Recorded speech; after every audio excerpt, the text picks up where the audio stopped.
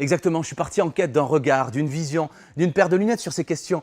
Et je plaisante à peine, je suis à Villeneuve-d'Ascq, chez Aoyama Optical France pour rencontrer son dirigeant, Philippe Bescar. Ici, on fabrique des montures écolo et innovantes. Ben ouais, elles sont issues des imprimantes 3D. Elles sont hyper légères, c'est fou. Philippe! Bonjour Antoine. Bon, tout va bien? Soyez le bienvenu. Merci, Ouais, c'est tout va gentil. bien.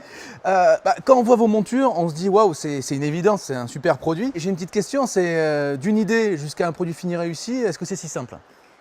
Alors ça a l'air simple, mais c'est compliqué, difficile.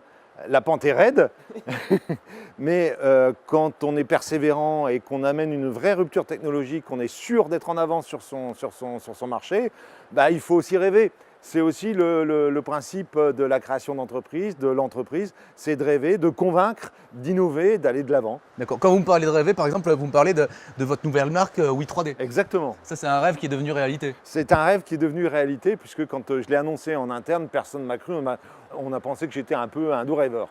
Et alors, justement, est-ce qu'il ne faut pas se servir de ses expériences, de son expertise, de son savoir-faire pour éviter les erreurs? Écoutez, des erreurs, on en commet tous les jours. Ce qu'il faut, c'est en commettre le moins possible et surtout de ces erreurs, rebondir pour pouvoir évoluer, continuer à innover, à créer et surtout ne pas rester sur son erreur, ne pas rester bloqué sur son erreur, passer tout de suite à autre chose. Ça fait avancer. De toute façon, après chaque échec, on se rapproche de la réussite. Hein. Parfaitement. Et si vous aviez un conseil à donner à tous ceux qui veulent innover?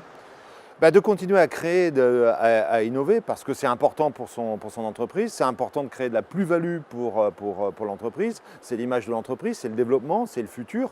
Surtout de rester sur leurs idées s'ils sont sûrs, ne jamais se décourager, de toujours continuer à être en avant, à mettre en avant sa propre idée, c'est sa force de conviction. Ouais, du rêve et de la persévérance, quoi. Exactement. Ouais. Merci beaucoup, en Je tout vous cas, en prie, Philippe. Antoine, Au à revoir. bientôt.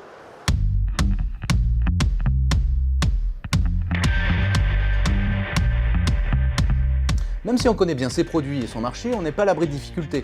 C'est Antoine Grischka de MC2 Technologies qui nous l'a expliqué. En Europe, l'aspect législatif est lourd et très important. Mieux, il faut bien le connaître avant de se lancer. D'accord.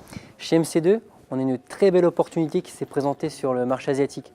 Pour l'instant, on a donc décidé de privilégier ce marché et dans les mois, les années qui viennent, on va remettre en avant le marché français et européen. Ok. De plus, on demande à nos collaborateurs de s'adapter en permanence. On a par exemple dû redéfinir les rôles de la technique, de la R&D et de la production afin de garantir une production efficace et de respecter les délais clients. Ok, je comprends mieux maintenant. Merci beaucoup. Hein. Merci. Ben voilà, je crois qu'on ne peut pas éviter les difficultés, les erreurs. Je crois que c'est cassé. Hein.